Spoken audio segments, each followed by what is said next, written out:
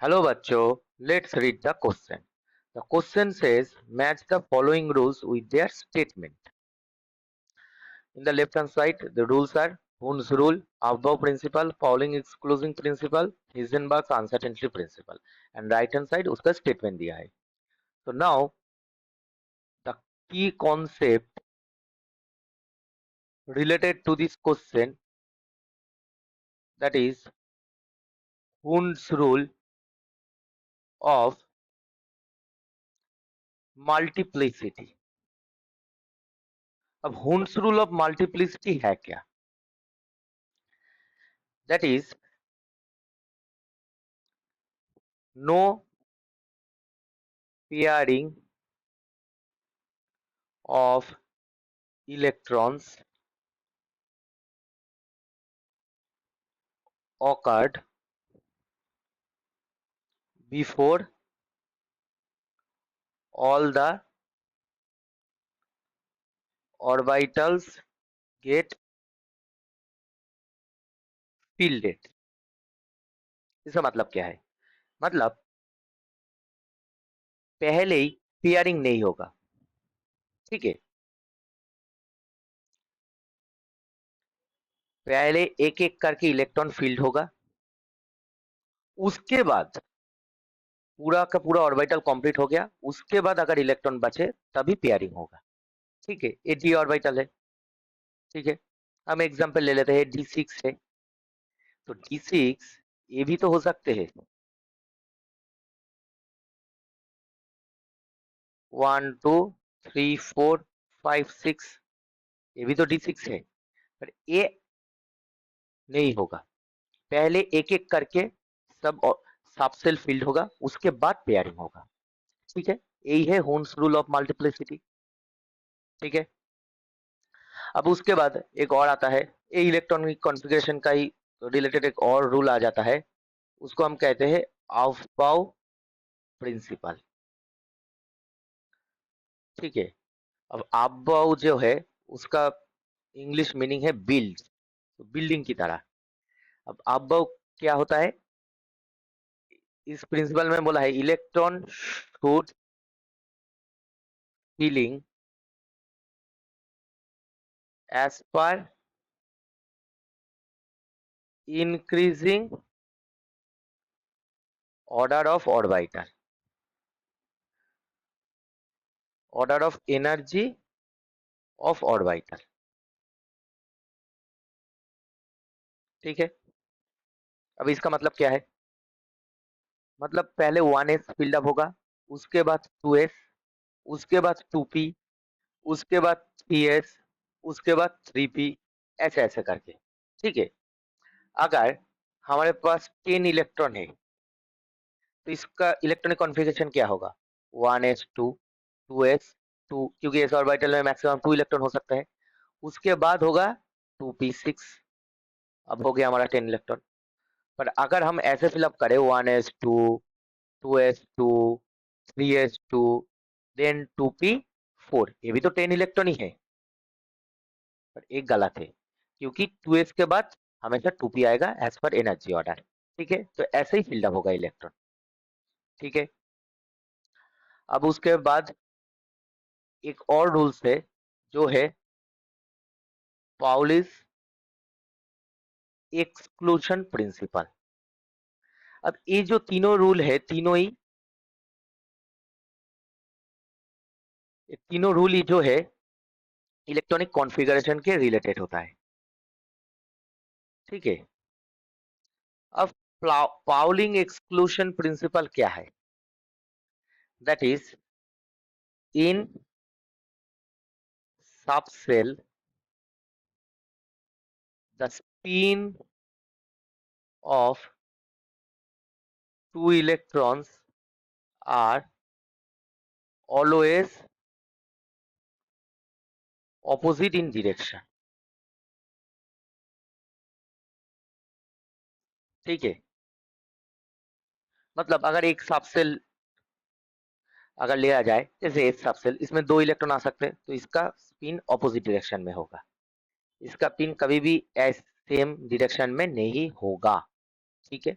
ये भी नहीं होगा, नहीं होगा। इसमें क्या होता है, एक का स्पिन माइनस अप होता है और एक का स्पिन प्लस अप होता है। प्लस अप जो है वो क्लॉकवाइज और जो एंटी क्लॉकवाइज है वो माइनस। इसका मतलब टोटल 0 आ जाता है, तभी तो स्टेबल आ जाएगा। स्टेप अगर स्टेबिलिटी गेन करना है तो सिस्टम में तो एनर्जी 0 होना चाहिए। अगर दोनों का स्पिन ही अपवर्ड है, मतलब दोनों का स्पिन अगर माइनस हाफ है, ठीक है, तो या दोनों का स्पिन ही प्लस हाफ है, तो ये तो नॉन जीरो वैल्यू आ जाएगा। इसका मतलब सिस्टम एनर्जाइज्ड हो जाएगा। तो इसलिए हमेशा पाउलिंग एक्सक्लूजन प्रिंसिपल के अनुसार स्पिन ऑफ द इलेक्ट्रॉन हमेशा ऑपोजिट रहेगा। ठीक है,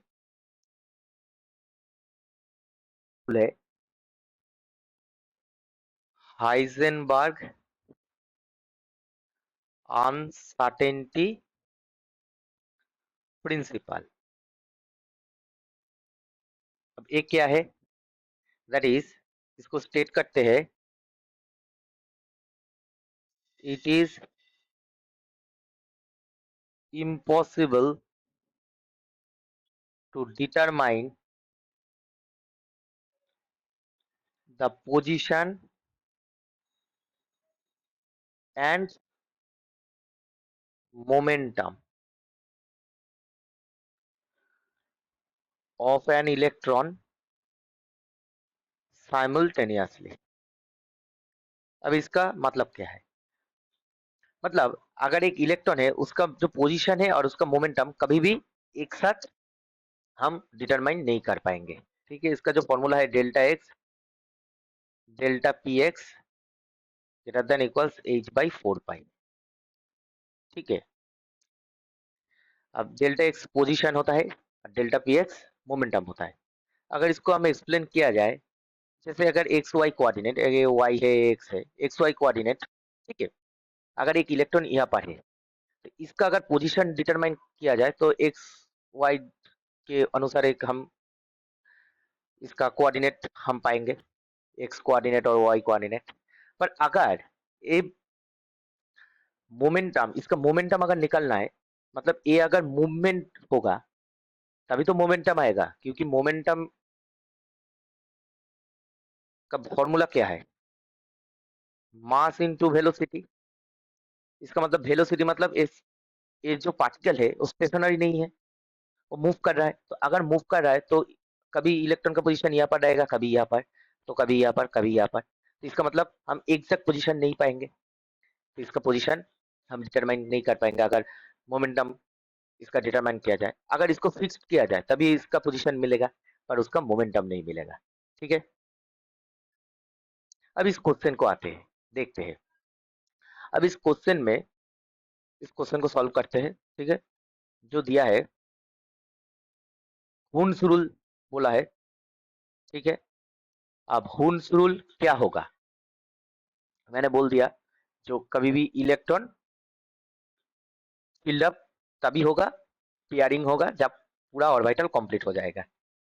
ठीक है, pairing of electron in the orbital belonging to the same subshell does not take place until each orbital is singly occupied. यही है हुन्स रूल, मतलब पेयरिंग तभी नहीं होगा सबसेल में जब तक singly, each orbital singly occupied नहीं हो जाए। तो इसका मतलब ऑप्शन ए जो है उसका स्टेटमेंट है 3। ठीक है, अब ऑप्शन बी को चेक करते हैं, अबव प्रिंसिपल। अबव प्रिंसिपल क्या होगा, in the ground state of atoms orbital are filled in the order of their increasing energy. अब वही होता है, इंक्रीजिंग एनर्जी के ऑर्डर के ऊपर ही ऑर्बिटल में इलेक्ट्रॉन फील्ड अप होता है। सो बी होगा 5। सी को चेक करते हैं, Pauling exclusion principle. Pauling exclusion principle क्या होगा, no two electrons in the atom can have the same set of 4 quantum number, इसमें दिया है। अब 4 क्वांटम नंबर मतलब क्या है, इसका मतलब जो 2 इलेक्ट्रॉन होगा उसका क्वांटम नंबर हमेशा सेम नहीं होगा, मतलब प्लस हाफ माइनस हाफ दोनों का, एक का प्लस हाफ होगा तो दूसरे का माइनस हाफ होगा। ऑपोजिट स्पिन में रहेगा तो ऑपोजिट क्वांटम नंबर आएगा, same set of quantum number नहीं आएगा। So C will be 1। And for D, that is Heisenberg principle क्या है, It is impossible to determine the exact position and exact momentum of a subatomic particle in simultaneously. यही है, तो option D का होगा 4। अब देखते हैं कौन सा वाला ऑप्शन है। ऑप्शन ए जो है, ए का ऑप्शन दिया है 4, ए है हुनसुल, उसमें तो 4 नहीं आएगा, so option A cancel out हो जाएगा। बी का ऑप्शन ए 4 है, वो भी कैंसिल आउट हो जाएगा। सी जो है उसका ए का ऑप्शन दिया है 3, हुनसुल का ऑप्शन दिया है pairing of electron in the each orbital belonging to the same subcell does not take place until each orbital is singly occupied। मतलब ये क्या हो गया, पाउलिंग एक्सक्लूसिव प्रिंसिपल हो गया, सॉरी, हुनसुल का A3 मतलब, अब A3 तो ए ही हुनसुल है, तो सी ऑप्शन, ए का ऑप्शन ठीक है। बी का ऑप्शन दिया है 2, अबव प्रिंसिपल का ऑप्शन दिया है half fielded and completely fielded orbital have extra stability. अब अबव प्रिंसिपल तो ये नहीं कहते हैं, तो ऑप्शन सी भी कैंसिल आउट हो गया। ऑप्शन डी को चेक करते हैं, A3 B5 C1 D4। अब यही है हमारा आंसर, सो हमारा जो आंसर होगा वो होगा ऑप्शन डी।